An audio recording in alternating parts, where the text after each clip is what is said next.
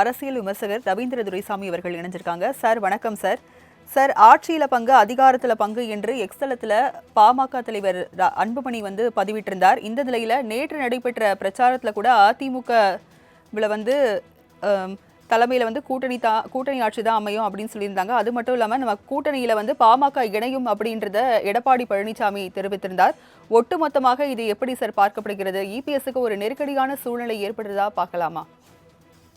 அதாவது எடப்பாடி பழனிசாமியோட பலம் 20% தானே. அந்த நெருக்கடி இருக்கத்தானே செய்யும். ஜெயலலிதா மாதிரி அவர் ஒன்றும் 30% மேற்பட்ட பலத்துல இல்லையே. ஸோ இது யதார்த்த உண்மை.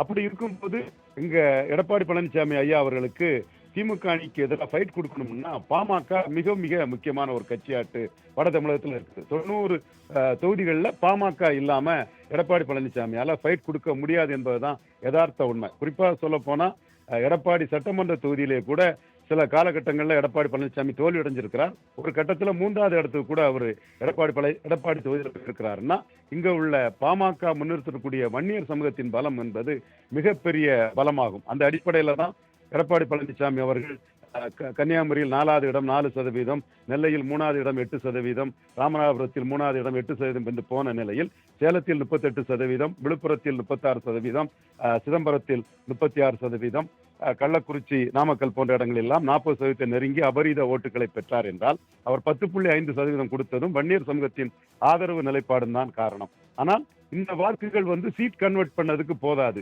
சீட் கன்வெர்ட் பண்ணதுக்கு அங்க அவருக்கு இருக்கக்கூடிய ஒரே வாய்ப்பு ப்ரூவ்டு ஸ்ட்ரென்த் உள்ள பாட்டாளி மக்கள் கட்சி மட்டும்தான் சீட் கன்வெர்ட் பண்ணதுக்கு வட தமிழகத்துல அவருக்கு வாய்ப்பா இருக்குது. சுமார் 10-15% வாக்கு ஒவ்வொரு மக்களவை தொகுதிக்குள்ளும் உள்ள பாட்டாளி மக்கள் கட்சி மிகவும் அவசியமான ஒன்று. ஆக பாட்டாளி மக்கள் கட்சி இல்லாமல் எடப்பாடி பழனிசாமியால் வட தமிழகத்தில் 90 சட்டமன்ற தொகுதிக்குள் போட்டி கொடுக்க முடியாது என்ற சூழ்நிலையில் அன்புமணியும் ராமதாசும் நாளை ஒன்றிணைந்தே கூட்டணி ஆட்சிக்குள்ள அந்த பிரஷர், அந்த அழுத்தத்தை தெளிவாக கொடுப்பாங்க. அதைத்தான் இன்னைக்கு அன்புமணி கான்பிடண்டா டாக்டர் ராமதாஸ் பாணியிலேயே வில் பவரோட கூட்டணி ஆட்சிங்கிறத தெளிவா சொல்லியிருக்கிறாரு. காரணம், திமுக அணி தொடர் வெற்றியில் இருக்கக்கூடிய வட தமிழகத்தில் பாமக இல்லாம எடப்பாடி பழனிசாமியால திமுக அணிக்கு ஒரு போட்டி கொடுக்க முடியாது என்பதே 100க்கு 100 உண்மை. அந்த சூழ்நிலையில் மிகவும் அத்தியாவசியமான கட்சியாக பாமக அங்கு கருதப்படுகிறது. அந்த நம்பிக்கையில் அவர்கள் வில்பவரோடு கூட்டணி ஆட்சி தான் என்பதை அழுத்தம் திருத்தமாக ஆணித்தரமாக கூறுகிறார். இதற்கும் அமித்ஷா கூட்டணி ஆட்சி என்று சொல்வதற்கும் கூட தொடர்புகள் இருக்கலாம். சார், தமிழ்நாட்டில் கூட்டணி ஆட்சி என்பது குறித்து 2026 தேர்தலில் முக்கியமான விஷயமா பார்க்கப்படுமா சார்?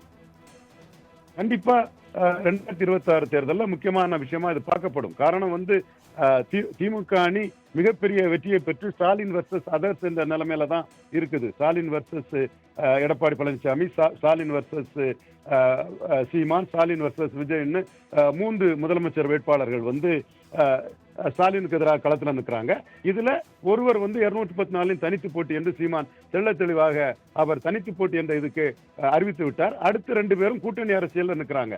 இந்த கூட்டணி அரசியல்ல ஆட்சியில் பங்கு என்பதை untested not proved Vijay declare பண்ணியிருக்கிறாரு. சோ விஜய் கூட பாமக பெயரக்கூடாது என்ற அடிப்படையில், பாமக மிகவும் அவசியம் என்ற அடிப்படையில் அதிமுக பாமகவின் டிமாண்டை ஏற்றுக்கொண்டு அவர்களுடைய ஹையர் பார்கெனிங்கை அக்செப்ட் பண்ணி தான் வட தமிழகத்துல எடப்பாடி பழனிசாமி களமாட முடியும். அந்த சூழ்நிலை உருவாகி இருக்கிறது. அதை சமர்த்தனான எடப்பாடி பழனிசாமி கடைசி நேரத்தில் கூட்டணி ஆட்சி என்பதை ஒப்புக்கொள்வதற்கான வாய்ப்புகளும் பிரகாசமாக இருக்கிறது. இணைப்புல உங்களுடைய கருத்துக்களை பதிவு செஞ்சதுக்கு நன்றி சார்.